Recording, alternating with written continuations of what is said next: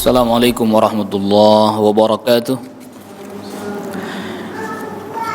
Innal hamdalillah nahmaduhu wa nasta'inuhu wa nastaghfiruh wa na'udzu billahi min shururi anfusina wa min sayyiati a'malina. May yahdihillahu fala mudilla lahu wa may yudlil fala hadiya lahu. أشهد أن لا إله إلا الله وحده لا شريك له وأشهد أن محمدا عبده ورسوله يا أيها الذين آمنوا اتقوا الله حق تقاته ولا تموتن إلا وأنتم مسلمون يا أيها الناس اتقوا ربكم الذي خلقكم من نفس واحدة وخلق منها زوجها وبث منهما رجالا كثيرا ونساء واتقوا الله الذي تساءلون به والأرحام إن الله كان عليكم رقيبا يا أيها الذين آمنوا اتقوا الله وقولوا قولا سديدا يصلح لكم أعمالكم ويغفر لكم ذنوبكم ومن يطع الله ورسوله فقد فاز فوزا عظيما أما بعد معاشر الحاضرين والحاضرات rahimani Allah wa iyyakum. Pada kesempatan di pagi hari ini, alhamdulillah kita memuji Allah Subhanahu wa taala. Kita masih diberikan kenikmatan oleh Allah Subhanahu wa taala, nikmat iman, nikmat Islam, dan juga diberikan kepada kita kemampuan untuk bisa menunaikan ibadah serta ketaatan kepada Allah Subhanahu wa taala. Salawat serta salam semoga tercurahkan kepada Nabi kita Nabi Muhammad sallallahu alaihi wasallam, kepada keluarga, kepada kerabat, dan juga kepada seluruh sahabat radhiyallahu anhum ajma'in. Ma'asyiral hadirin wal hadirat, pembahasan kita pada pagi hari ini kita akan membahas hadis yang ke-9 dari kitab Al-Arba'in An-Nawawiyah, di mana hadis yang ke-9 ini yaitu hadis dari sahabat Abi Hurairah. Berkata Al-Imam An-Nawawi rahimahullahu taala, an Abi Hurairah Abdurrahman ibn Sakhr, dari sahabat Abi Hurairah Abdurrahman bin Sakhr.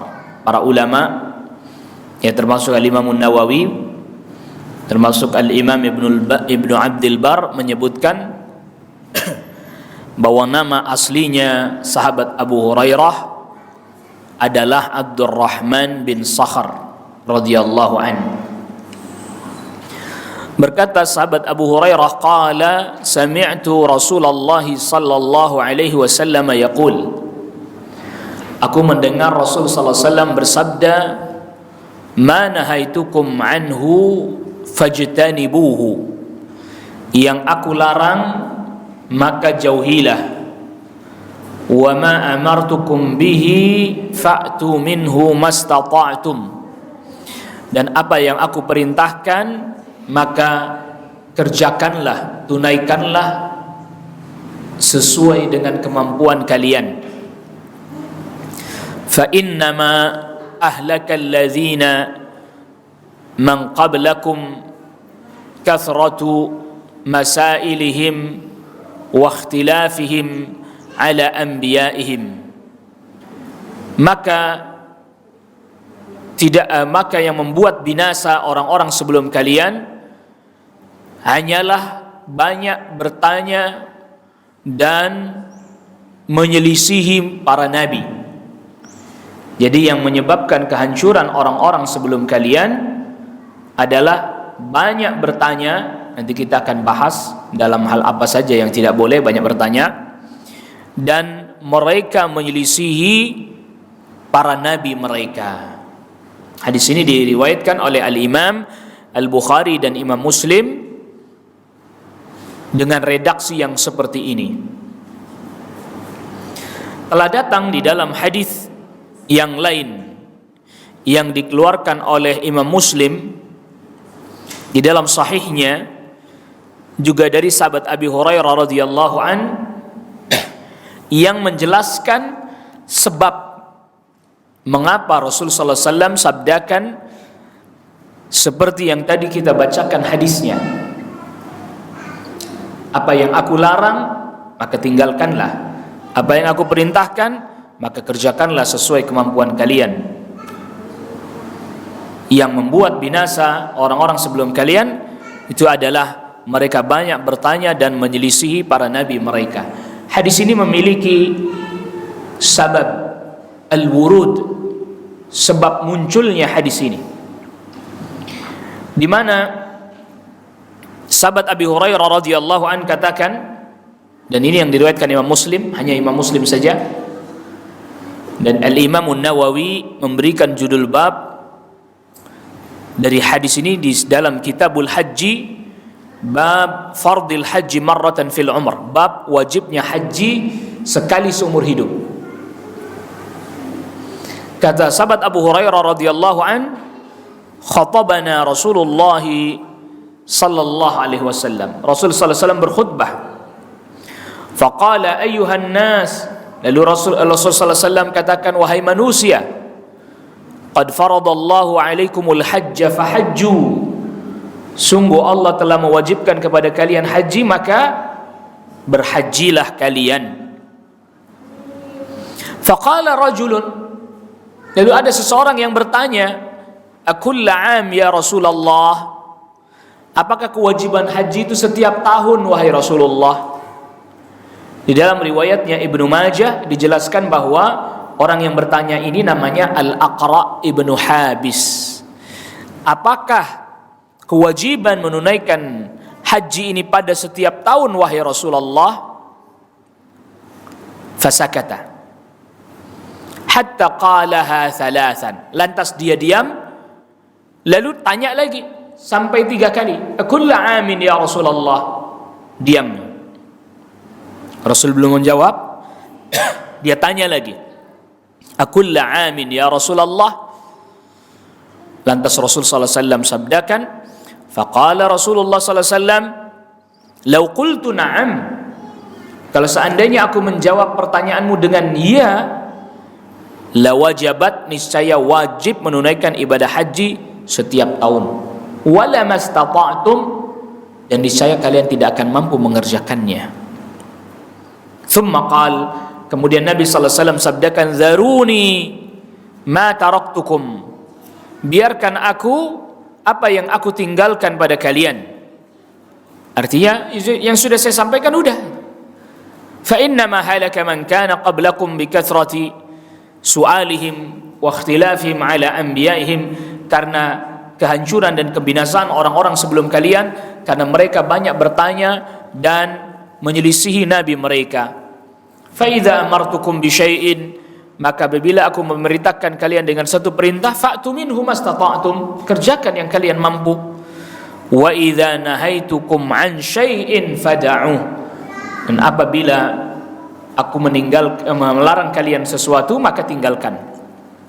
Jadi kemunculan hadis ini disebabkan adanya orang yang bertanya kepada Rasul sallallahu alaihi wasallam, apakah haji itu kewajibannya setiap tahun wahai Rasul? Bahkan sampai 3 kali dia bertanya. Dan Rasul sallallahu alaihi wasallam katakan, kalau saya katakan bahwa iya, niscaya wajib haji setiap tahun dan kalian tidak akan mampu mengerjakannya. Jadi artinya apa? Ya udah cukup saya sampaikan begitu, ya tunaikan sudah. Bahasa sederhananya kita begitu.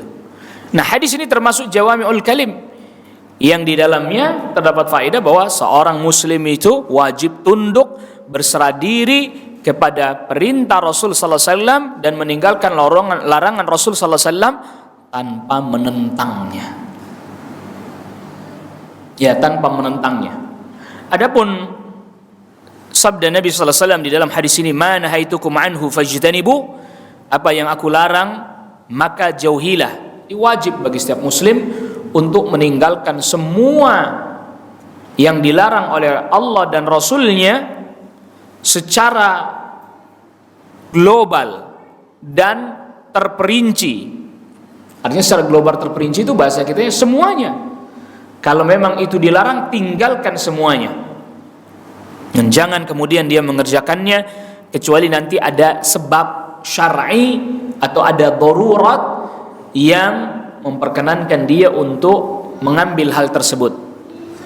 Waalaikumsalam warahmatullahi wabarakatuh. Ya misalnya seperti apa? Bangkai.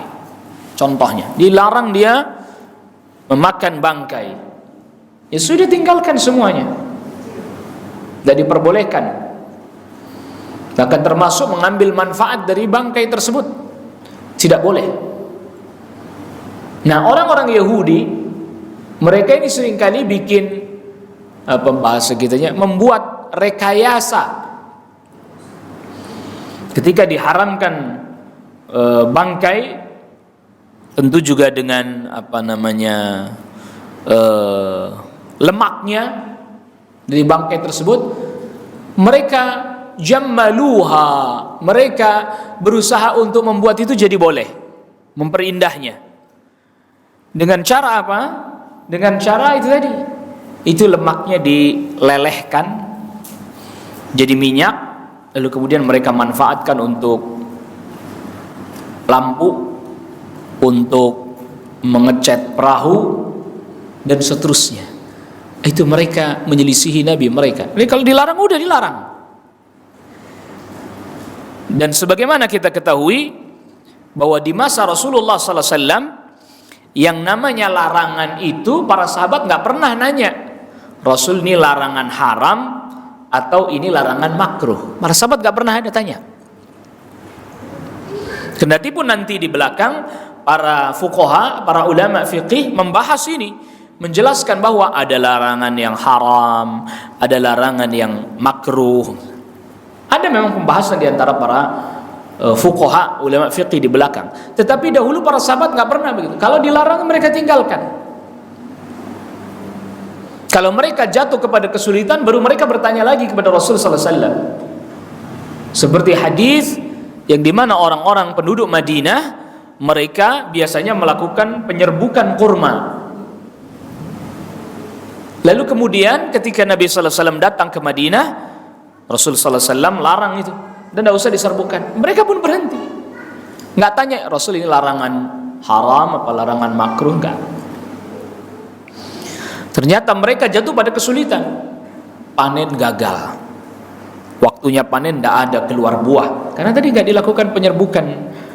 Mungkin kalau bahasa kitanya perkawinan silang atau penyerbukan buatan. Baru kemudian datang kepada Rasulullah sallallahu alaihi wasallam ketika mereka mengalami kesulitan itu. Bagaimana Rasul? Apakah yang Anda larang kemarin kepada kami perintah Allah? Kalau memang itu perintah Allah dari Allah, udah apa-apalah kami walaupun kami gagal panen. Tapi apa kata Rasulullah sallallahu alaihi wasallam? Tidak. Itu datang dari aku sendiri, artinya ijtihadnya Rasul sallallahu alaihi wasallam. Nanti ada pembahasan sendiri. Rasul sallallahu alaihi wasallam kemudian sabdakan, antum a'lamu bi umuri dunyakum. Kalian lebih mengerti terkait dengan urusan dunia kalian. Maka kemudian mereka kembali melakukan penyerbukan kurma lagi.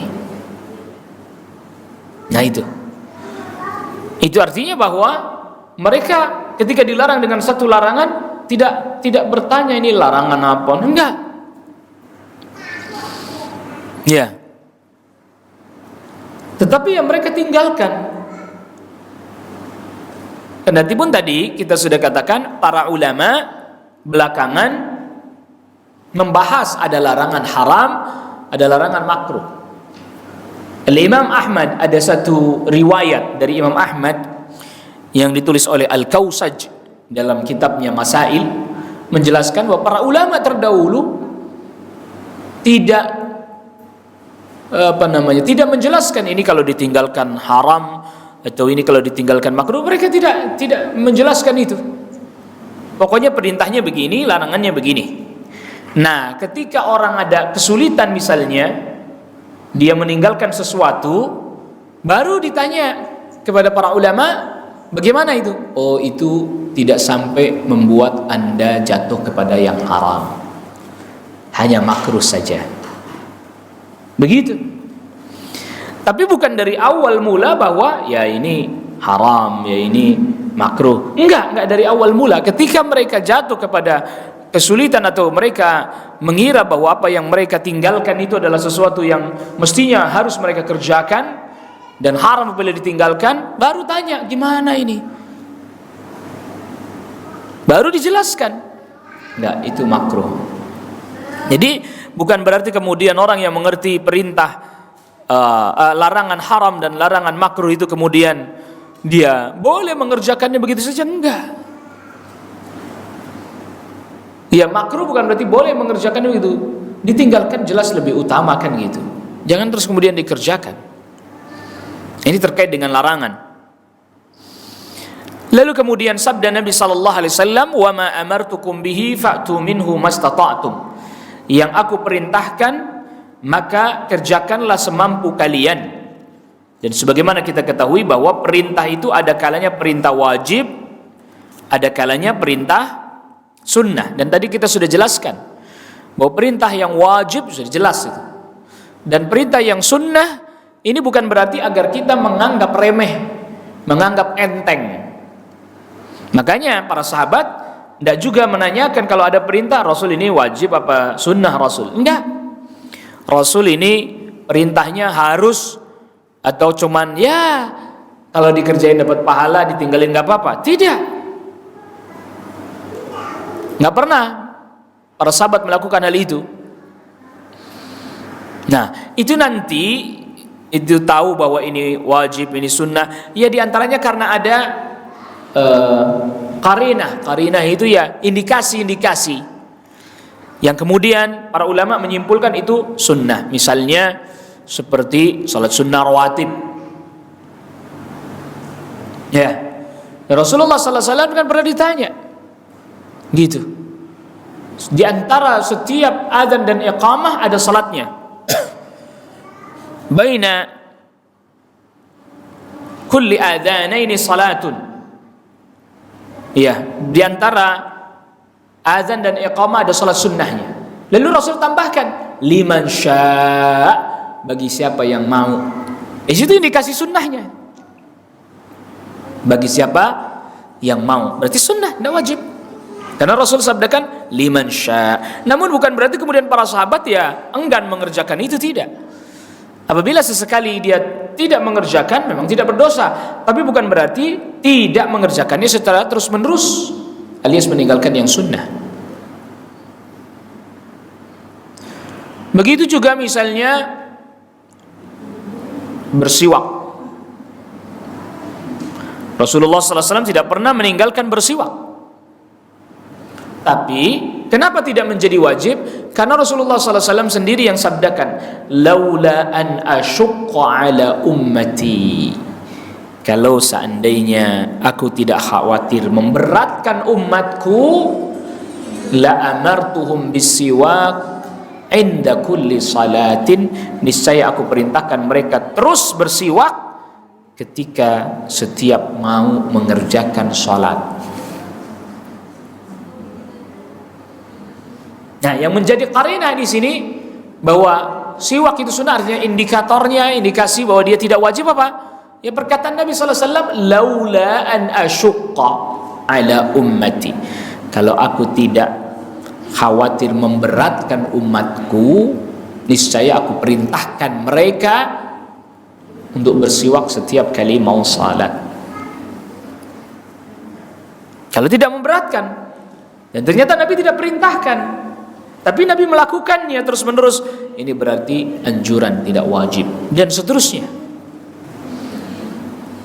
Dan ini menjadi kaidah buat kita bahwa ada perintah, kerjakan, datang larangan, tinggalkan. Dan ini sikapnya orang mukmin, orang muslim seperti ini memang mudah, tidak sulit. Ya, kalau kita tidak mengerti, tanyakan kepada yang mengerti dan yang berilmu. Nah, di dalam hadis ini Rasul sallallahu alaihi wasallam sebutkan fa'tu minhu mastata'tum. Apabila aku perintahkan dengan satu perintah, kerjakan sesuai kemampuan kalian. Nah, berarti di sini ada yang disebut dengan istita'ah, kemampuan. Allah Subhanahu wa taala berikan kepada kita kemampuan akal yang sehat, kemampuan fisik badan, kekuatan pada badan, kemampuan harta misalnya. Maka perintah-perintah yang di dalamnya ada kemampuan, dan mesti harus ada kemampuan, karena tidak mungkin Allah memerintahkan sesuatu yang tidak mampu dikerjakan oleh umatnya. La yukallifullahu nafsan illa wus'aha. Tidak mungkin. Berarti ada kemampuan? Ya ada. Perintah zakat, yang punya harta sampai nisab dan haul. Perintah haji, yang punya kemampuan, punya harta, badannya sehat, lalu kemudian aman, itu kemampuan. Ketika kemampuan itu tidak ada, ya tidak ada berarti perintah baginya. Zakat, hartanya belum sampai nisab, ya belum berkemampuan. Haji, ya harta nggak ada, atau kemudian badannya sakit, seperti di masa Rasul ada orang punya harta tapi tidak bisa berangkat haji karena dia nggak kuat melakukan perjalanan duduk di atas unta, dan seterusnya. Termasuk juga kemampuan, misalnya wajib berdiri ketika menunaikan salat fardu, nggak mampu berdiri, duduk. Tidak mampu duduk, berbaring. Nah itu. Jadi ini sesuatu yang perlu kita perhatikan. Ada yang namanya istita'ah, kemampuan. Mastata'tum. Tentu nanti pembahasan tentang istita'ah, kemampuan ini pun dibahas oleh para ulama. Seperti apa bentuknya? Seperti apa jenis kemampuannya? Di setiap ibadah ada kemampuan yang berbeda-beda. Salat itu sampai kemampuan yang paling minim, Anda tidak boleh meninggalkannya. Tak mampu berdiri, duduk, tak mampu duduk, berbaring miring, iya, berisyarat, sampai kalau nggak mampu juga isyarat dengan kedipan mata, dan seterusnya, sampai kemampuan yang paling minim terus dikejar.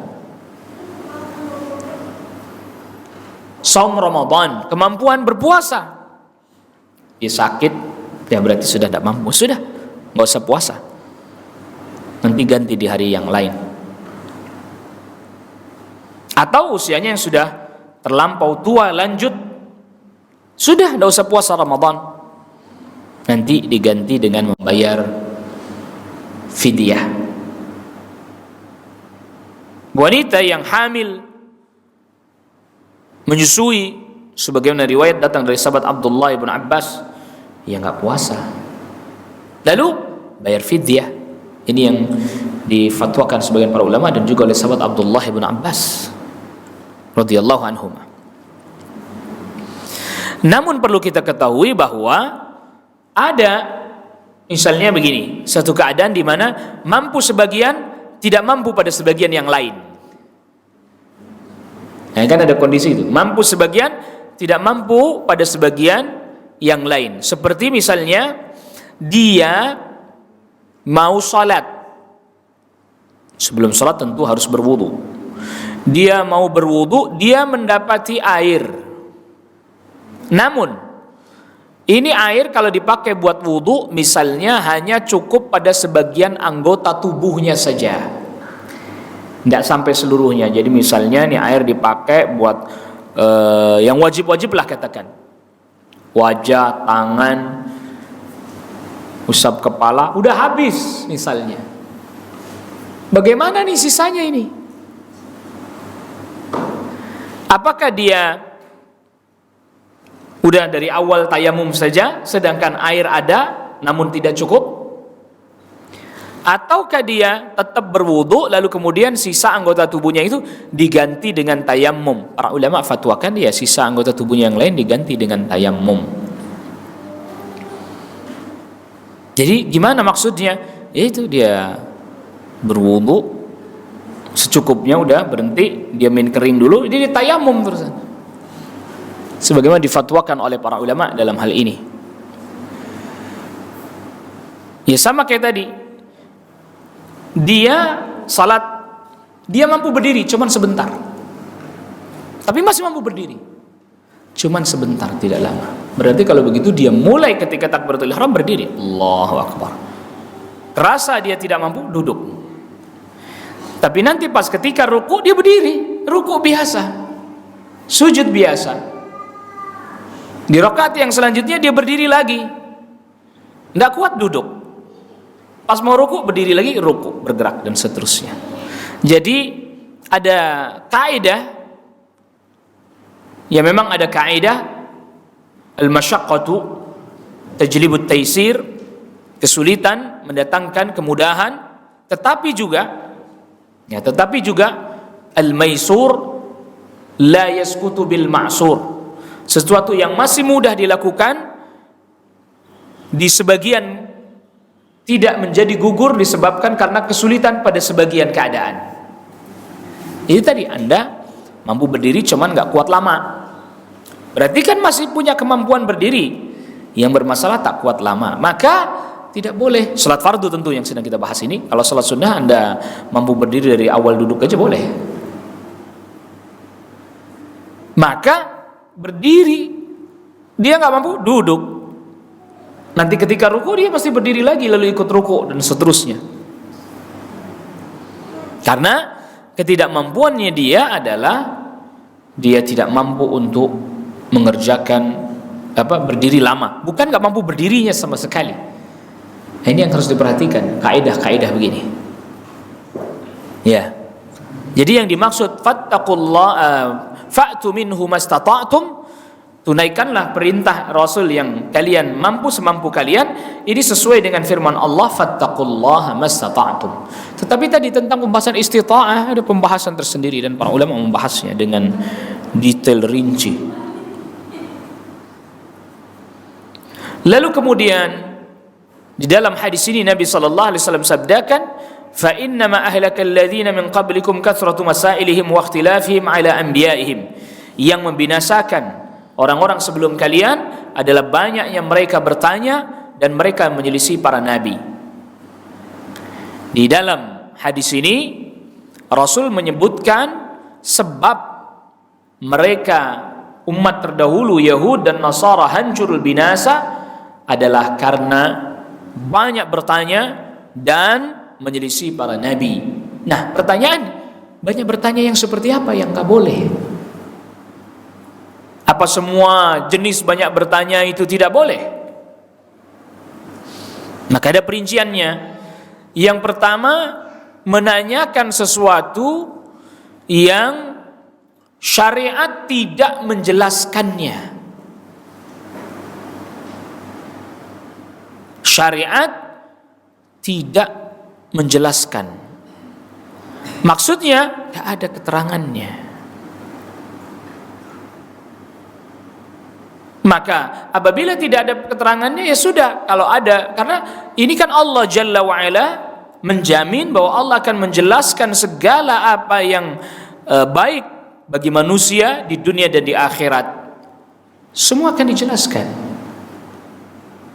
Maka ketergesa-gesaan lalu kemudian menanyakan sesuatu yang tidak dijelaskan oleh syariat itu tidak diperkenankan, tidak diperbolehkan. Maka tadi Rasul katakan sekarang wajib bagi kalian menunaikan ibadah haji. Udah tunaikan aja, walaupun sekali seumur hidup sudah cukup. Tapi ada yang nanya, nah ini yang dilarang ini. Tiap tahun Rasul wajibnya. Bahkan bukan sekali dia bertanya, 3 kali Rasul diam karena menunggu wahyu nggak ada datang. Tanya lagi 3 kali, setiap tahun Rasul wajibnya. Sampai 3 kali bertanya. Nah ini yang tidak diperkenankan. Allahu wabarakatuh. Bani Israel terdahulu Mereka diperintahkan oleh Allah untuk menyembelih sapi betina. Wa idz qala Musa liqaumihi innallaha ya'murukum an tadhbahu baqarah.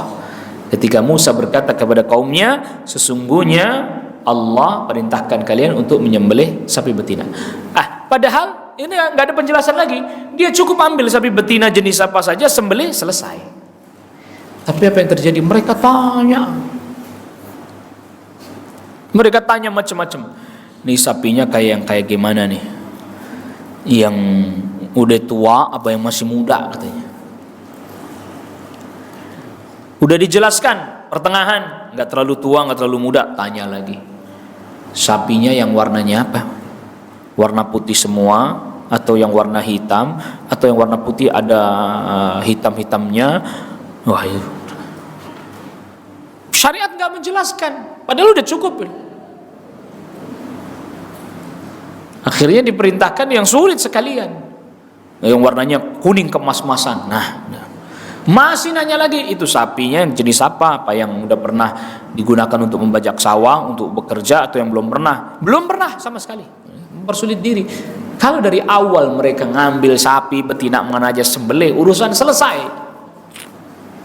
Sama kayak ini tadi, Rasul hajinya tiap tahun apa seumur hidup sekali. Kalau Rasul bilang iya tiap tahun, nggak mampu kita. Makanya kalau diperintahkan begitu berarti aslinya ya sekali doang, udah selesai. Kalau nggak ada penjelasan, ya kita jangan masuk. Itu sampai Rasul sallallahu alaihi wasallam sabdakan, inna a'dhamal muslimina fil muslimina jurma. Orang yang paling besar dosanya kepada kaum muslimin adalah man sa'ala an syai'in lam yuhram 'alal muslimin, yaitu orang yang bertanya tentang sesuatu yang tidak diharamkan atas kaum muslimin, faharuma min ajli mas'alatihi, lalu kemudian sesuatu itu menjadi haram sebab dia tanya. Itu. Ini kata Imam Nawawi, maksudnya larangan yang seperti ini khusus di zaman Nabi sallallahu alaihi wasallam. Karena apa? Itu tadi masih bisa berubah syariat. Menanyakan tentang sesuatu yang syariat tidak menjelaskan detail-detail rinci-rincinya. Ini yang pertama yang dilarang. Yang kedua, bertanya tentang sesuatu yang tak ada faedahnya dan tidak ada hajat kebutuhan tentang hal itu. Bahkan terkadang ketika dijawab malah mendatangkan dampak yang tidak baik bagi si penanya sendiri. Sebagaimana hadis dari sahabat Abu Musa al-Asy'ari radhiyallahu an, su'ilan Nabi sallallahu alaihi wasallam an asya'a karihaha. Nabi sallallahu alaihi wasallam ditanya tentang sesuatu yang Nabi tidak suka. Falamma ukthira alaihi, ketika orang banyak nanya, Nabi merasa tidak nyaman. Ghadiba, marah bahkan kalau bahasa kita. Tapi marahnya Nabi itu paling ya kelihatan di wajahnya, yang ngerasa tidak nyaman. Thumma qala linnas, lalu kemudian Nabi sallallahu alaihi wasallam katakan, saluni amma syi'tum, tanyakan kepadaku apa yang kalian mau. Faqala rajulun, man abi ya Rasulullah, siapakah ayahku wahai Rasulullah? Rasul sallallahu alaihi wasallam katakan, qala abuka Hudzafah. Faqala, bapakmu Hudzafah. Ada lagi, berdiri lagi orang bertanya, man abi ya Rasulullah? Qala abuka Salim Musa Syaibah. Bapakmu adalah Salim Musa Syaibah. Falamma ra'a Umar, ketika Umar melihat ma fi wajhi Rasulillah minal ghadab, kelihatan Rasul tidak senang, marah. Qal, ini Umar faham, ngerti. Ya Rasulullah, inna natubu ilallah. Wahai Rasulullah, kami bertaubat kepada Allah. Tidak boleh nanya hal-hal yang enggak manfaat. Siapa bapak saya?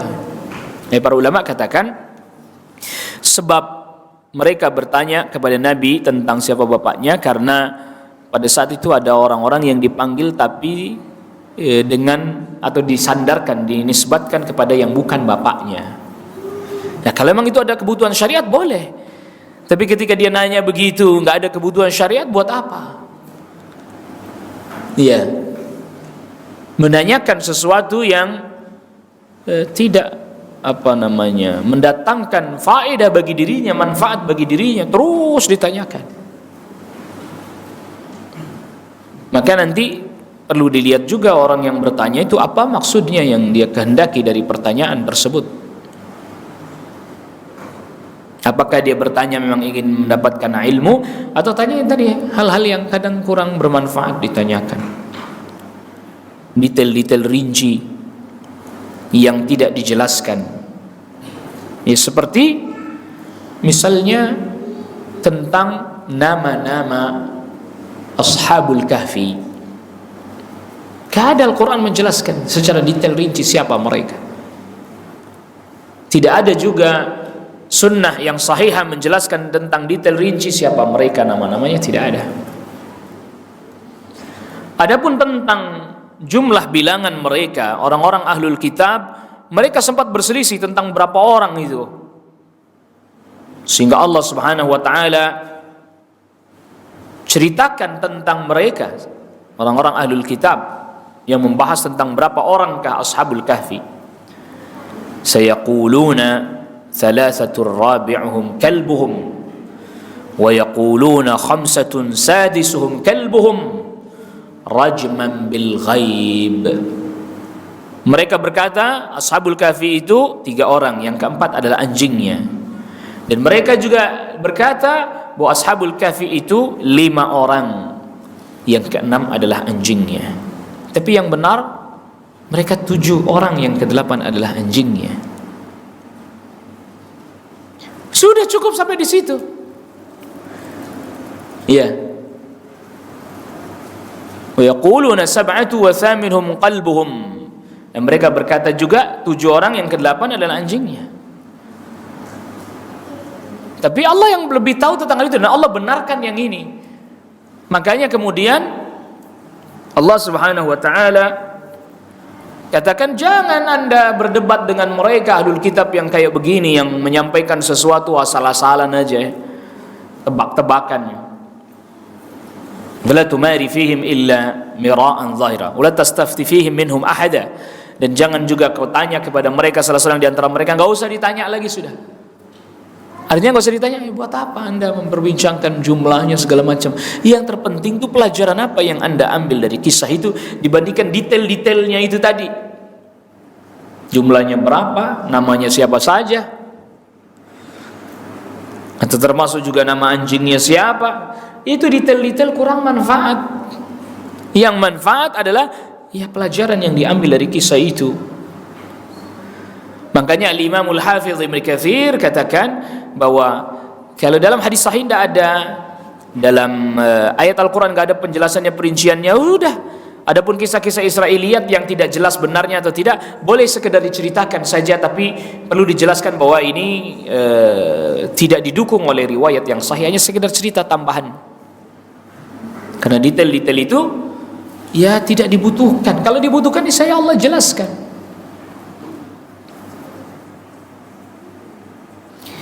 Itu yang kedua. Jadi yang pertama tadi bertanya tidak diperkenankan terhadap sesuatu yang syariat tidak jelaskan. Yang kedua yang tidak ada faedahnya. Yang ketiga banyak bertanya tetapi dalam rangka mengejek, menghinakan, melecehkan, atau bahkan ya main-main aja. Sebagaimana Abdullah ibnu Abbas radhiyallahu anhu meriwayatkan, kana qaumun yas'aluna Rasulullah sallallahu alaihi wasallam istihza'an. Ada satu kaum yang bertanya kepada Rasul sallallahu alaihi wasallam karena melecehkan, memperolok-olok. Fayaqulu rajul, ada orang yang berkata, man abi, siapa ayahku? Wa yaqulu rajul tadhillu naqatuhu. Dan ada orang yang berkata ontanya hilang. Dia tanya kepada Rasul, Rasul, onta saya kemana? Hilang. Mana saya tahu? Tanya, mana? Rasul, onta saya hilang kemana? Mana tahu? Ini istihzaan, melecehkan Nabi sallallahu alaihi wasallam. Fa'anzalallahu hadhil ayah, maka Allah turunkan ayat yang di surat Al-Maidah ayat 101. Ya ayyuhalladzina amanu la tas'alu an asya'a in tubdalakum tasukum. Wahai orang-orang beriman, jangan kalian bertanya tentang sesuatu yang kalau ditampakkan pada kalian maka itu akan mendatangkan keburukan bagi kalian. Hanya melecehkan. Sebagaimana tadi kita sudah katakan, orang bertanya kadang ada niat untuk melecehkan, menghinakan. Itu gak usah dijawab, gak usah ditanggapi, gak usah direspon. Atau tadi menanyakan sesuatu yang tidak berfaedah, ya kasih tahu, jangan nanyakan hal-hal yang gak berfaedah seperti ini. Atau menanyakan sesuatu yang syariat tidak memperincinya dengan detail, ya sudah, kerjakan, selesai. Yang keempat, banyak bertanya tentang kejadian-kejadian yang belum terjadi. Ya, belum terjadi. Kalau dia memang bertanya tentang kebutuhannya, ini bagaimana, ini begini, itu boleh. Tapi kejadian belum terjadi. Pernah ada seorang tabi'in ditanya, bagaimana orang yang di ruang angkasa. Berarti zaman itu udah ada orang nanya di ruang angkasa. Gimana dia sholatnya, menghadap kiblatnya gimana? Apa dia telungkup gitu? Di zaman itu belum teknologinya belum kayak sekarang, belum dibutuhkan pertanyaan begitu, belum. Apa kata dia? Udah nanti tanya aja kalau kamu udah sampai langit sana baru tanya saya. Belum terjadi. Ya kalau sekarang udah dibahas karena memang sudah teknologinya sudah. Di zaman itu teknologinya belum ada dia. Gimana ya kalau orang di langit di ruang angkasa terus sholat menghadap kiblatnya, apa dia begini? Zaman itu belum. Apa kata tabi'in? Udah seorang tabi'in udah tanya saya, nanti kalau kamu sudah sampai di angkasa sana baru tanya ke saya gimana sholatnya. Dan seterusnya. Ya pertanyaan-pertanyaan yang belum terjadi, yang itu menyebabkan tadi orang keluar dari sesuatu yang dimaksudkan dari menuntut ilmu dan bertanya, yaitu untuk mengetahui apa yang dia butuhkan. Dia belum butuh, belum terjadi, gimana mau ditanyakan? Ya, kecuali memang sesuatu yang belum terjadi namun sudah ditanyakan dan di dalamnya terdapat pelajaran, seperti ketika para sahabat dikasih tahu tentang Dajjal, nanti ini keluarnya hari pertamanya seperti 1 tahun, hari keduanya seperti 1 bulan, hari ketiganya seperti 1 pekan, dan baru sisanya seperti hari-hari kalian ini. Apa kata sahabat? Rasul, itu kan belum terjadi kan? Tetapi mesti terjadinya. Pasti terjadinya, cuman waktunya belum terjadi. Kalau di masa itu dia keluar, gimana sholat kita Rasul? Apakah cukup kita salat cuma 5 kali aja yang panjangnya setahun? Enggak, kira-kira akan waktunya. Nah kalau itu ada datang dalil, memang belum terjadi tetapi pasti terjadi dan telah datang dalil, nah kita pegang. Tapi ini sesuatu yang kita tidak tahu terjadi atau tidak, lalu kemudian dibahas sehingga kemudian sibuk dengan masalah-masalah yang seperti itu. Jangan, nggak usah, ngapain? Ya itu kenapa nanti membelokkan kita dari tujuan kita menuntut ilmu. Karena menuntut ilmu untuk hajat kebutuhan kita, untuk kita amalkan, untuk kita kerjakan kalau itu perintah, untuk kita tinggalkan kalau itu larangan. Yang kelima, bertanya dalam rangka mempersulit. Ya, dalam rangka mempersulit. Pada saat itu seperti yang tadi kita sudah ceritakan tentang Bani Israel dengan Nabi Musa alaihissalam, itu sebenarnya tujuannya mereka ingin mempersulit Nabi Musa. Tetapi akhirnya kesulitan itu malah kembali kepada mereka sendiri. Iya.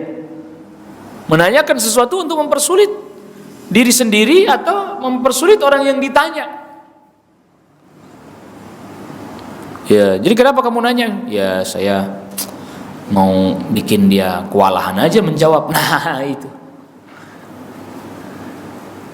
ya, mempersulit dirinya atau mempersulit yang ditanya. Ya kayak cerita kisahnya Bani Israel tadi, Sebenarnya kalau dia diperintahkan untuk menyembelih sapi betina, udah sembelih aja sapi betina mana saja, selesai urusannya. Tapi mereka mempersulit diri. Oh gimana kalau ini warnanya apa? Bagaimana? Ya, akhirnya Allah persulit mereka. Maka kayak tadi itu sahabat Rasul ini haji setiap tahun atau sekali seumur hidup, mempersulit. Kalau Nabi katakan iya tiap tahun, masya Allah, pasti kalian gak akan bisa mengerjakannya, gak mampu.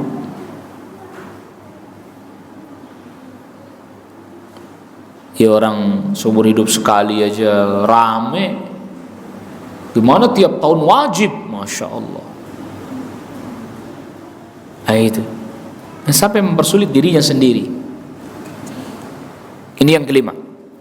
Yang keenam, bertanya tentang sesuatu yang Allah sembunyikan dari makhluknya. Sesuatu itu tentu karena ada hikmah di balik itu.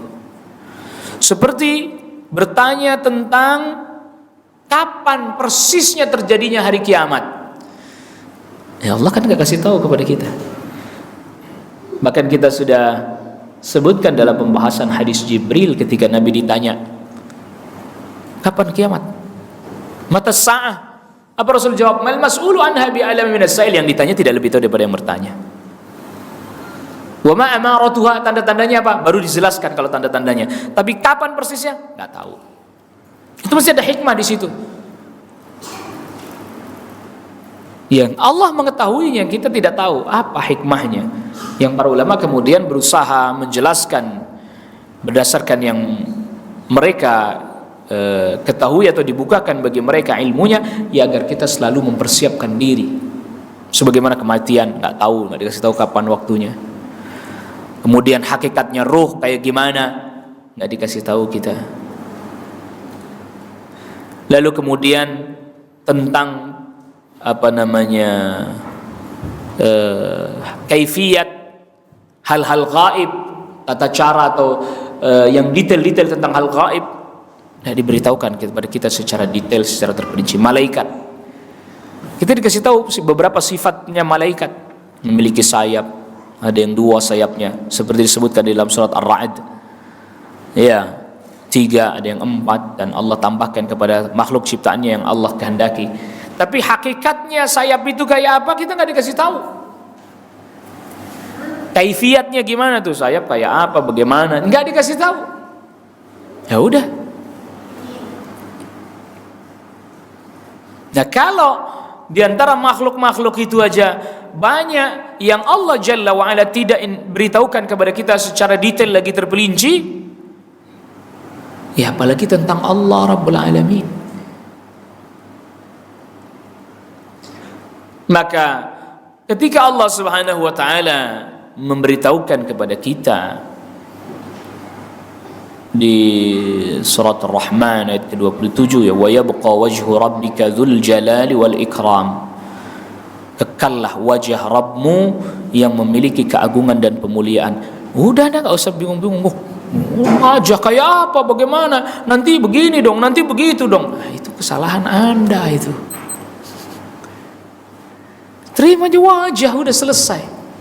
Nanti kalau kita bilang wajah mirip makhluk, siapa yang bilang mirip makhluk? Allah sendiri yang firmankan di surat Asy-Syura ayat yang ke-11, laisa kamitslihi syai' wa huwas samiul basir.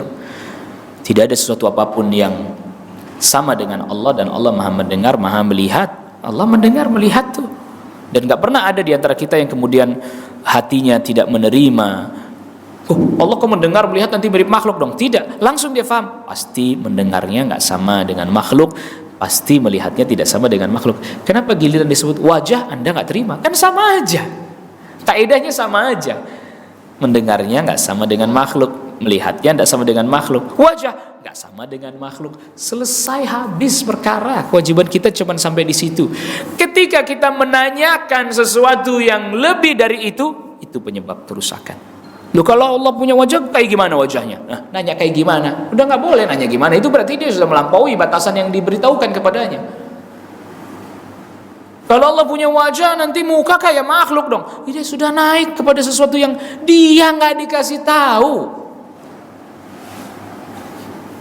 Maka tadi ya, giliran Allah Maha mendengar, Maha melihat, dia ringan. Ringan apa? Ringan pasti nggak sama. Tuh, kenapa hal itu nggak diterapkan juga pada setiap apa yang Allah informasikan kepada kita tentang dirinya? Kan gampang aja sih gitu rumusnya. Terapkan itu pada setiap informasi yang datang kepada kita tentang Allah. Dan Allah yang informasikan, bukan kita cari-cari. Allah informasikan, kekallah wajah Rabbmu, wajah, ya selesai. Pasti nggak mirip makhluk. Habis perkara. Syaitan yang seringkali membisikkan dalam hati kita untuk bertanya-tanya, itu yang jadi masalah. Kan ini Allah sembunyikan karena memang ada hikmah. Di antara hikmahnya apa? Gak bakalan kita sanggup memahaminya.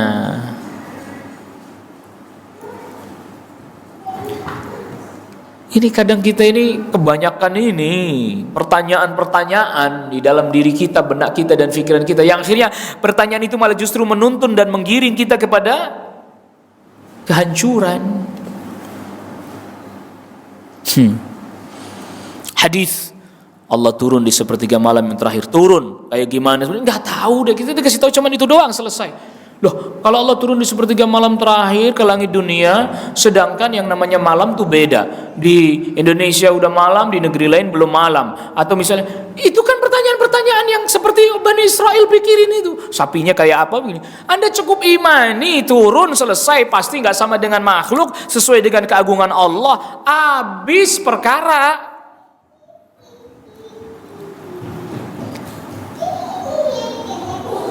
Fa'innakum la taqdiruna qadrah. Enggak bakal mampu kalian menakar kekuasaan Allah, enggak bakalan mampu.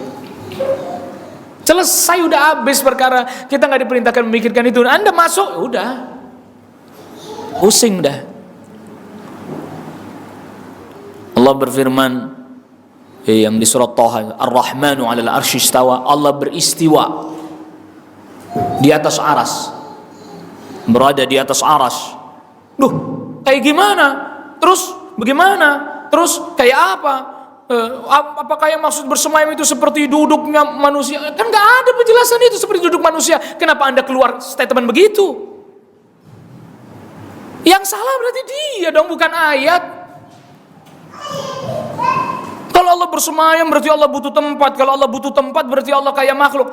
Itu dia yang bikin premis-premis, itu dia akalnya, pikirannya yang Allah Subhanahu wa taala tak pernah beritahukan.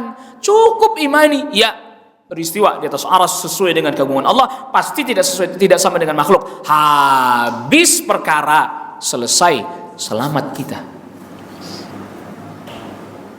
Maka tadi kita sudah katakan, kalau tentang makhluk-makhluk Allah aja kita nggak sanggup. Malaikat punya sayap 2, 3, 4, Jibril 600 sayapnya. Ayo, kayak apa sayapnya? Apa seperti sayap burung? Apa kayak sayap itik? Atau kayak sayap ayam? Anda nggak bisa jelasin.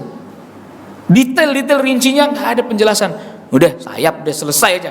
Nggak usah di benak kita terbersit ini, terbersit itu. Itu kan kesalahan kita. Yang semestinya kita mampu meredam segala yang terbersit dalam benak kita itu, yang kemudian udah ini informasi datang dari Allah Subhanahu wa taala, sami'na wa ata'na, amanna bihi, kullun min 'indi rabbina. Kami dengar, kami taat, semuanya datang dari Rabb kami beriman, selesai urusan.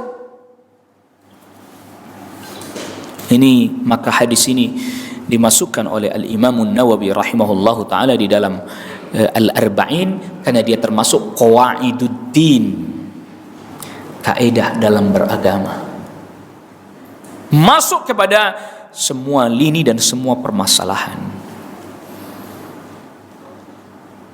Alam barzah, kita diberitahukan tentang alam barzah,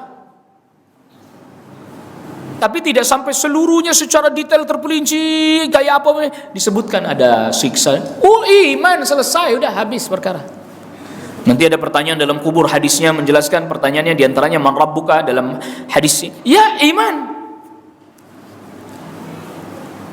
dengan pemahaman yang benar yang diberitahukan kepada kita, kita terima. Yang enggak, saya enggak tahu. Yang ada dalilnya kita katakan dia. Yang tidak ada, tidak tahu. Karena ini urusan gaib. Ini urusan hal gaib ini. Nah, menanyakan hal gaib yang dimana hal itu pernah ditanyakan oleh Rasulullah SAW, itu bukan hal yang dilarang. Seperti Rasul pernah tanya kepada budak jariyah, budaknya Muawiyah bin Hakam As-Sulami. Dia menggembala kambing teledor sehingga kambingnya ada yang diterkam hewan buas, lalu kemudian dipukuli itu budaknya. Tuannya Muawiyah bin Hakam As-Sulami menyesal, datang kepada Rasul, saya mau merdekakan Rasul budak perempuan ini. Ya, bawa ke sini, datangkan ke sini. Setelah didatangkan, Rasul tanya sebenarnya, Aina Allah, di mana Allah? Fis sama, di atas langit Rasul. Wa man ana, siapa aku? Anta Rasulullah, Anda adalah utusan Allah. Apa kata Rasul sallallahu alaihi wasallam? Dan merdekakan dia. Fa innaha mu'minah, dia itu orang beriman. Jadi menanyakan di mana Allah boleh. Ini Rasul sallallahu alaihi wasallam tanya.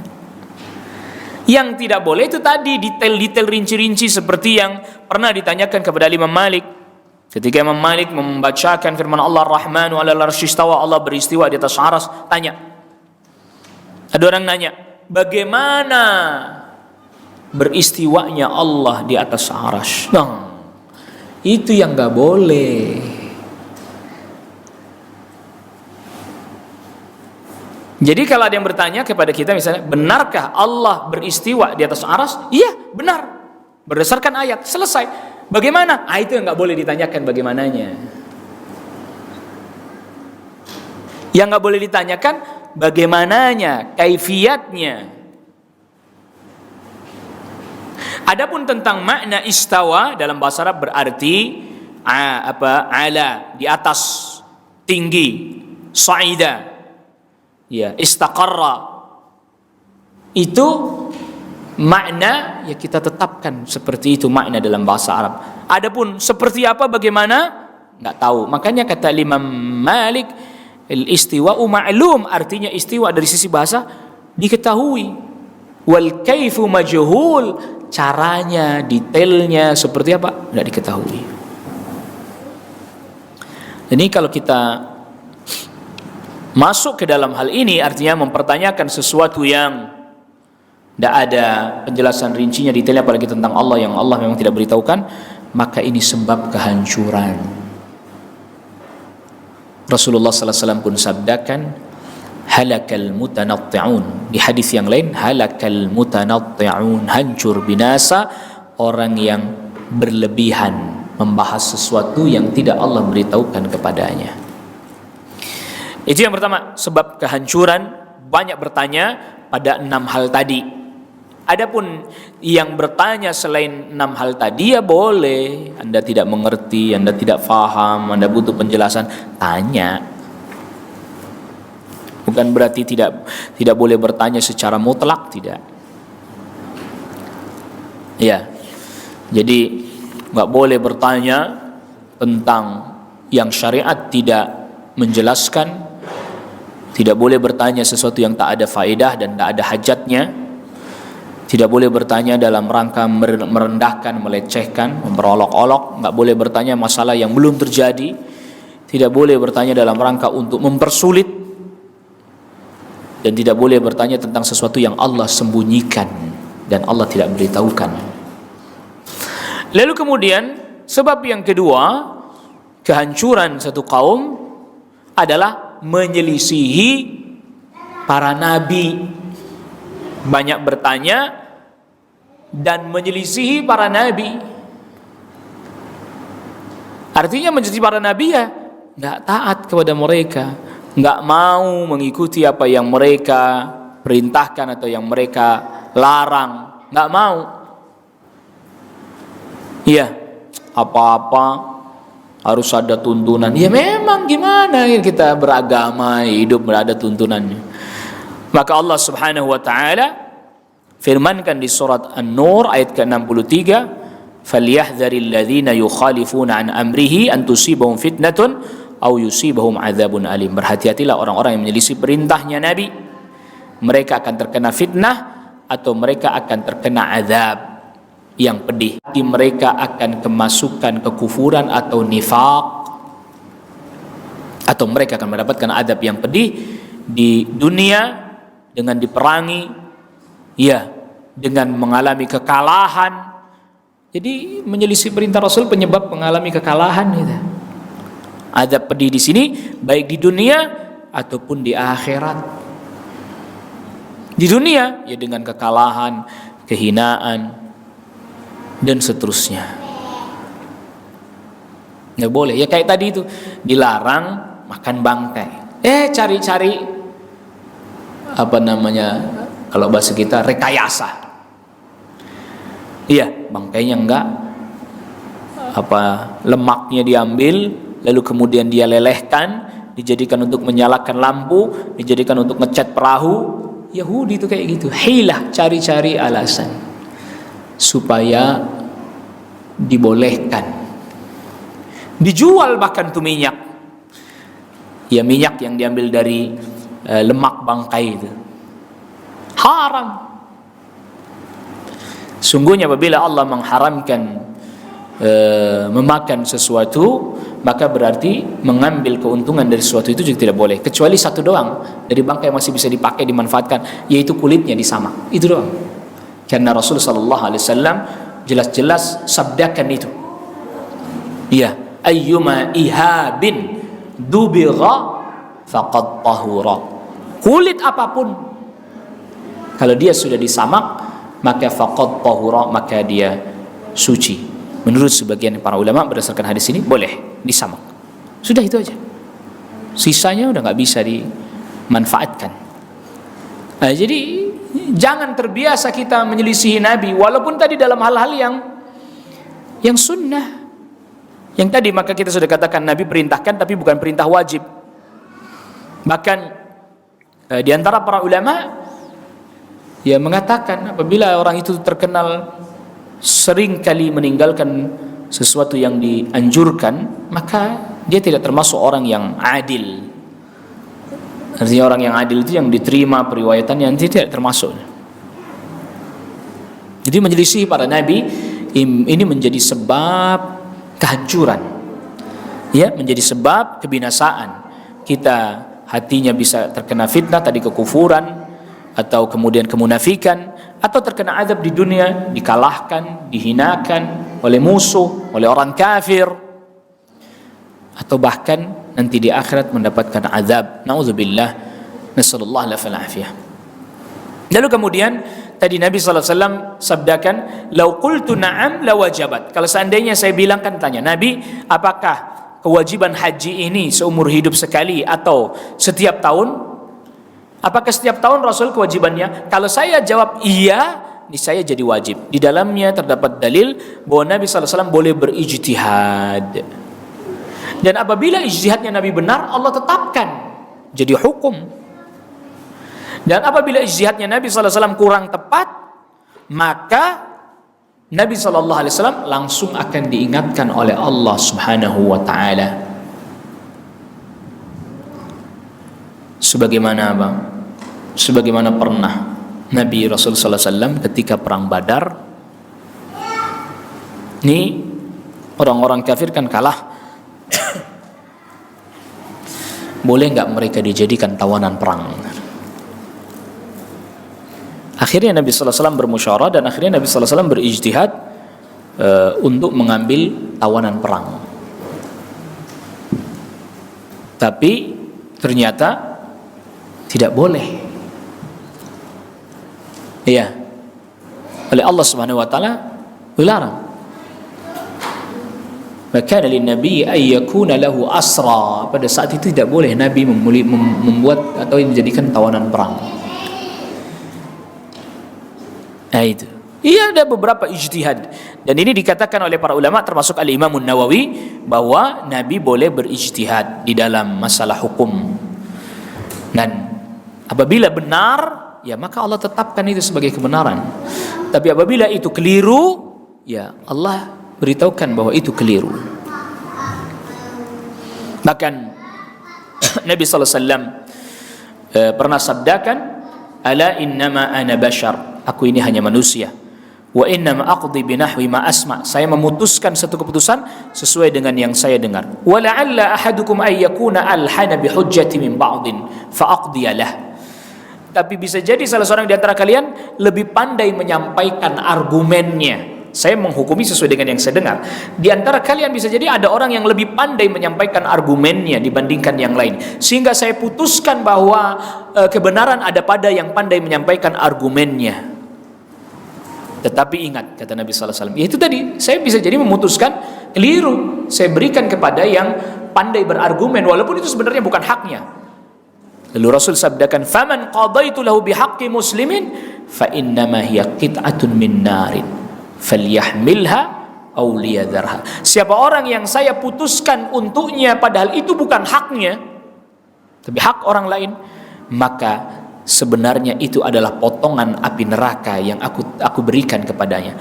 Hendaklah dia mengambilnya atau dia tinggalkan saja. Artinya, kalau saya keliru memutuskan, sedangkan di antara kalian berdua ada yang lebih pandai menyampaikan argumen sehingga saya putuskan kepada orang ini padahal sebenarnya haknya adalah milik yang lain, tapi karena tidak mampu menyampaikan argumen dengan baik akhirnya dia saya nyatakan kalah. Kalau nggak ada wahyu, kalau ada wahyu pasti Nabi sallallahu alaihi wasallam memberitahukan. Lalu saya putuskan untuk ini yang benar, padahal ini yang salah, tapi saya putuskan yang benar, haknya diambil dia, maka sebenarnya yang dia ambil adalah potongan api neraka. Hendaklah dia ambil itu yang nanti dia bertanggung jawab di hadapan Allah atau dia tinggalkan. Artinya bahwa Nabi boleh berijtihad dan beredar antara mendapatkan 2 pahala atau mendapatkan 1 pahala. Kalau benar dapat 2 pahalanya, kalau tidak tepat pada kebenaran mendapatkan 1 pahala.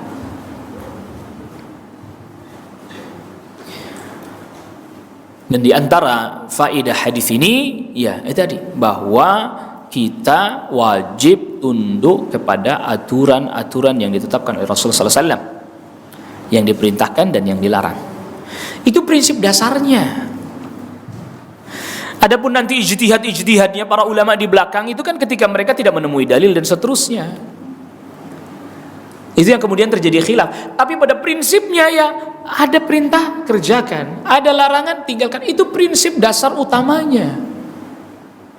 Maka kita belajar ilmu, bahkan masuk ke dalam perselisihannya para ulama, perdebatan mereka, bukan hanya untuk mengetahui perdebatan, tapi mana yang hak dari sekian banyak. Dan kebenaran itu cuma satu.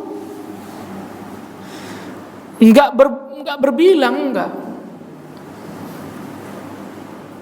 Maka Allah Subhanahu wa taala perintahkan kepada Nabi sallallahu alaihi wasallam untuk mengatakan kepada umatnya yang di surat Al-Maidah 153, wa anna hadza sirati mustaqima. Ini jalanku yang lurus. Cuma satu. Fattabi'u, ikuti.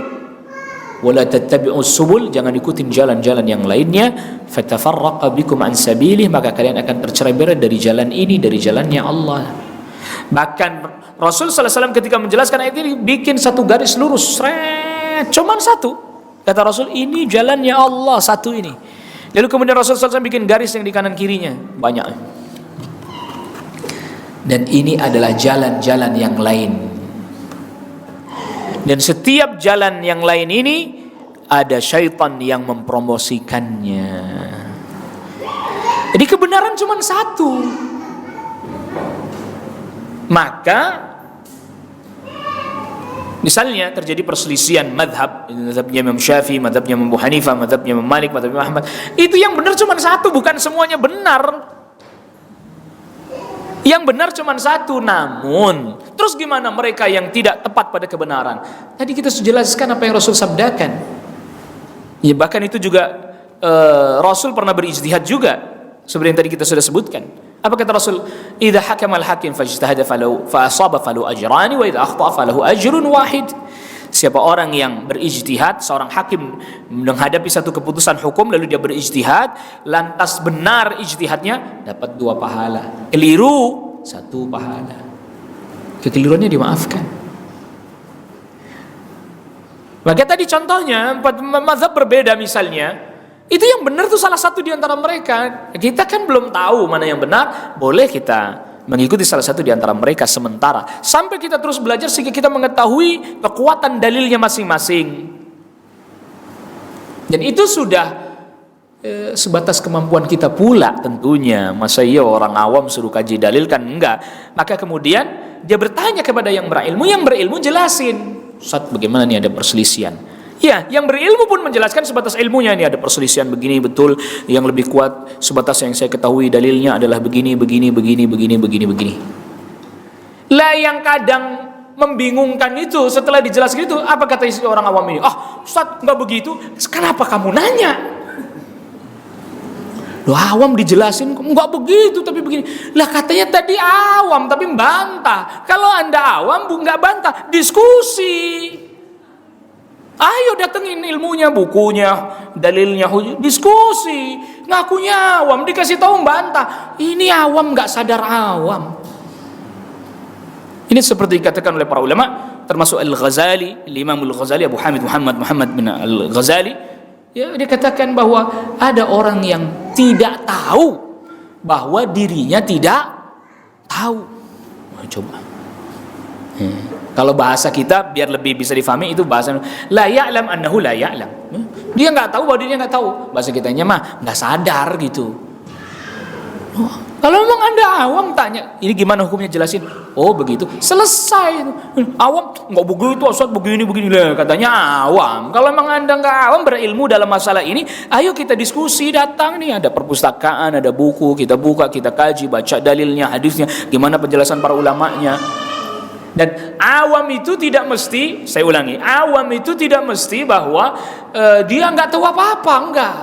Dia bisa jadi berilmu dalam satu masalah, awam pada masalah lain. Dia ngerti betul detail-detailnya, rincinya di masalah ini. Di masalah lain, saya belum tahu. Saya hanya tahu secara global saja. Gitu. Yang aneh kadang itu tadi. Ini Pak Ustadz, saya kan awam Pak Ustadz ya. Saya mau tanya begini gimana hukumnya? Oh ya gini hukumnya. Oh, nggak begitu Pak Ustadz, begini. Lah katanya tadi awam. Allah musta'an. Gitu ya. Jadi bagi orang yang tidak mengerti, tanya sama yang mengerti. Fas'alu ahla dzikr in kuntum la ta'lamun. Agar dijelaskan. Kok dia masih ragu? Misalnya, sudah diberi penjelasan, dia kok masih ragu, silahkan dia bertanya kepada orang yang dia merasa tenang untuk kembali kepada. Sampai nanti ada apa namanya, ada pembahasan sendiri ya tentang itu, bagaimana orang-orang yang tidak sampai pada level mujtahid dalam menghadapi permasalahan fiqih. Saya berikan contoh saja begini. Dia ada tulisannya Syekh Sa'ad ibn Nasr Asy-Syathri yang menjelaskan bahwa ada satu kondisi keadaan di mana orang itu bingung. Ya, misalnya begini, dia tanya kepada salah seorang alim satu masalah, dia jawab A. Dia tanya lagi kepada alim yang lain, dijawab B dalam satu masalah yang sama. Saya bingung. Nah, Syekh kasih tahu solusinya. Orang awam itu ketika diberitahu yang ono bilang A, yang ini bilang B, maka dia boleh mengikuti orang yang paling senior, paling tua usianya, yang tentu sangat dimungkinkan ilmunya juga banyak. Tentunya berilmu, bukan cuma tua saja, yang berilmu, yang paling tua, yang paling wara, yang paling hati-hati dalam berfatwa, bahkan kehidupannya juga sangat berdisiplin, menjaga ketaatannya dan seterusnya. Boleh dia sementara bertaklid dulu, karena memang itu levelnya, itu kemampuannya, tidak mungkin dia dijelasin dalil, mampu mengkaji dan menelitinya. Boleh pada tahapan itu, boleh karena memang itu kemampuannya, itu istita'ahnya dia sampai situ. Cuman yang kadang aneh itu tadi, dia tidak sadar dengan kemampuannya. Nanya, kasih tahu, bantah. Nah, ini yang tidak dibenarkan. Iya. Kalau memang, kecuali dia masih bingung, saya masih bingung Ustaz, dengan masalah ini begini. Sebab saya pernah dengar begini. Oh, itu penjelasannya begini. Penjelasannya begini. Dan satu hal lagi yang perlu kita ingat bahwa bukan hanya sekedar bertanya, mohon kepada Allah agar diberikan ketenangan batin, mana ini yang benar, yang hak, agar kemudian kita mengikutinya. Wallahu ta'ala ala wa alam. Ini yang bisa kita bahas pada pertemuan kita kali ini. Ya, silakan. Ada pertanyaan? Tafadhal. Dan Ustaz, yang pertama soal kemampuan tadi Ustaz. Yang pertama adalah kalau wanita, tadi kan sempat dibahas sedikit ya. Kalau wanita hamil itu perlu mengkodok atau fidyah aja?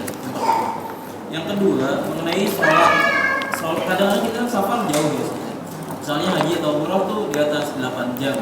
Terus kita naik pesawat ketemu sholat wajib.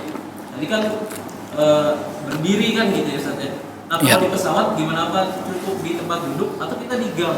Kalau di gang itu masuk faedah yang lain nggak, hadis yang lain lah, doror wala diror gitu. Ya. Terima kasih, bisa banget. Ya, untuk perempuan wallahu a'lam, sebagaimana athar dari sahabat Abdullah ibn Abbas, dia hanya membayar fidyah saja, tidak qadha. Ya. Jadi yang memfatwakan qadha wallahu a'lam itu menyamakan wanita hamil atau menyusui disamakan dengan orang sakit. Disamakan dengan orang yang apa? Sakit. Padahal wanita hamil menyusui jelas-jelas berbeda dengan orang apa? Orang sakit. Di situ makanya. Tentu tadi seperti yang saya katakan, saya tidak pungkiri ada para ulama yang fatwakan qadha. Iya. Jadi tadi alasannya disamakan dengan orang sakit. Sedangkan yang mengqadha, yang membayar fidyah bukan disamakan dengan orang tua, bukan, karena memang jelas ada asal dari Abdullah ibn Abbas, yang dimana asal itu mengatakan Allah memberikan keringanan untuk wanita yang hamil dan menyusui untuk dia bayar fidyah aja, gitu. Yang kedua, kaidah al-maisur, ya, jadi al-masyaqqah tajlibu at-taysir, al-maisur la yutraku bil ma'sur, ya dia kerjakan yang dia mampu. Nah, maksudnya kalau dia mampu berdiri dengan menghadap kiblat, dia mulai berdiri dengan menghadap kiblat. Oh, pas giliran ruku enggak bisa, ya duduk. Bukan di gang. Kalau di gang jelas membahayakan dirinya dan orang lain, termasuk menghalangi orang lewat, petugas lewat. Iya kan? Jadi dia berdiri nih, seret menghadap ke arah kiblat dulu. Kecuali Anda sudah nggak bisa lagi menghadap ke arah kiblat dulu, Allahu Akbar. Udah begitu, duduk, menghadap kemana aja. Ruku nggak bisa karena sempit dan seterusnya. Isyarat, ini hanya begini membungkuk, gitu. Jadi tadi kaidahnya tadi bahwa kalau masih ada yang bisa, itu diupayakan. Kalau yang sudah tidak bisa dan Anda tidak tahu, misalnya ini kiblatnya sebelah mana nih, misalnya gitu, Anda sudah tidak tahu, ya sudah, berarti Anda nggak menghadap ke kiblat. Berdirinya masih bisa, pas itu berdiri, Allahu Akbar, udah duduk udah. Iya, karena berdiri juga bahaya, apalagi pas goyang-goyang begini. Nah, udah duduk. Tapi ketika memulainya, dia upayakan yang dia mampu, dia bisa. Wallahu a'lam. Ya, dan diantara, ya alhamdulillah yang memperhatikan hal ini pesawatnya Saudi, makanya dia bikinin musola di belakang walaupun kecil, bahkan ada kompasnya. Iya, bahkan ada kompasnya di belakang, ada kecil, cuman muat sekitar 5-6 orang aja. Dan kan ada kompasnya, jadi kita kalau mau sholat lihat kompasnya dulu, oh madep ke sana aja. Ya kalau pas lagi goyang kita, ya duduk aja kita, duduk di situ, bersila di situ. Kalau kita sekiranya khawatir terjatuh, tetapi dia upayakan untuk ada tempat orang kalau mau sholat tidak mengganggu orang yang lalu lalang. Wallahu a'lam. Ya, fadhal. Sekali lagi. Gak ada.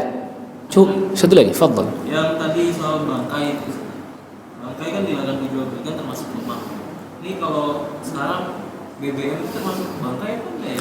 BBM kan dia dari fosil makhluk hidup yang. Baik. Ini pakai kaidah yang disebut oleh para ulama at-tahawul. Gimana? Tahawul itu apa? Perubahan. Dia sudah berubah, baik secara zatnya berubah, lalu kemudian detail-detail lainnya berubah sehingga menjadi nama lain. Ya, sehingga menjadi apa? Nama lain. tadinya emang dari bangkai, tapi terus jadi nama lain kan dia. Baunya pun masih ada bau bangkai. Nah, tak ada, sudah hilang. Berarti sudah ihalah. Ihalah itu berubah menjadi lain, ya maka tidak lagi disebut bangkai. Bagaimana bangkai ayam yang dikasih makan ikan-ikan itu, Ustaz? Ini ada beberapa tadi pernah gitu. Ini nanti pertanyaan Bapak soal ikannya atau ikannya gitu. Karena jelas bahwa itu bangkai ayamnya tidak boleh diperjualbelikan. Jadi misalnya begini, saya peternak ayam, ternyata ada pas ketika dibawa tuh ada yang mati 3 ekor misalnya ya, yang lain saya sembelih tetet. Ini tidak boleh saya jual, tapi saya jualnya kepada peternak ikan, Pak, untuk pakan ikan, tetap haram, nggak boleh. Jadi gimana? Anda butuh, ambil aja. Lalu kemudian peternak ikan itu kasih makan ikannya dengan bangkai. Ini disebut oleh para ulama dengan jallalah, yaitu hewan yang diberi pakan dari kotoran atau dari bangkai. Sebelum dijual dia dikarantina dulu, mesti dikarantina, dipuasain lah. Kalau tidak saya salah ingat asarnya dari Abdullah bin Umar 4 hari. Ya, jalalah di karantina, maksudnya nggak dikasih makan yang bangkai itu, puasain. Baru kemudian dia dijual. Karena memang permasalahannya kan bukan pada hewannya itu.